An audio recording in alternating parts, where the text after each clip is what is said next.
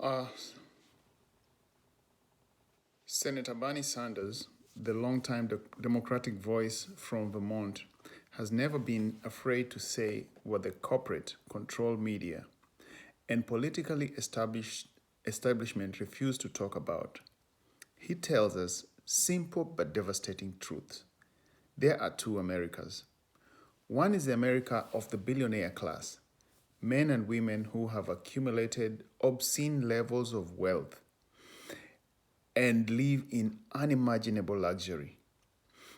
The other is the America of the vast majority, ordinary people living paycheck to paycheck, struggling to afford food, housing, healthcare, childcare, and education.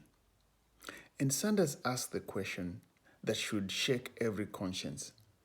Why is it that so few have so much while so many live in desperation? Consider just a few examples. Elon Musk, the richest man in the world, sits on nearly $500 billion in wealth. He spent $290 million to help Donald Trump back in the White House. And since then, his fortune has grown by $180 billion, a staggering return on investment. Tesla is even considering giving him up to $1 trillion if he hits certain corporate goals.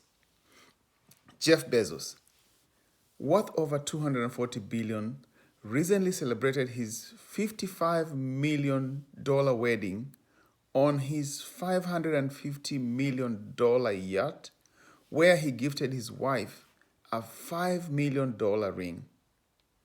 Mark Zuckerberg, with $262 billion, bought out 11 homes in Palo Alto for $110 million just to secure privacy around his compound. He spent $250 million on a 1,500-acre Hawaiian estate where he built a 5,000-foot bunker, and another $530 million on yachts. Larry Ellison, valued at $350 billion, once increased his fortune by $100 billion in a single day. He owns his own Hawaiian island, a fleet of jets, and now has ambitions to buy the media company empires like Paramount, CNN, and even TikTok. Meanwhile, the other America, weekly wages are lower than they were 52 years ago. Over 85 million Americans are uninsured or underinsured.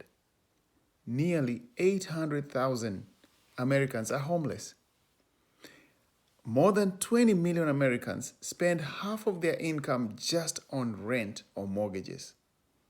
The median home price now is at $435,000.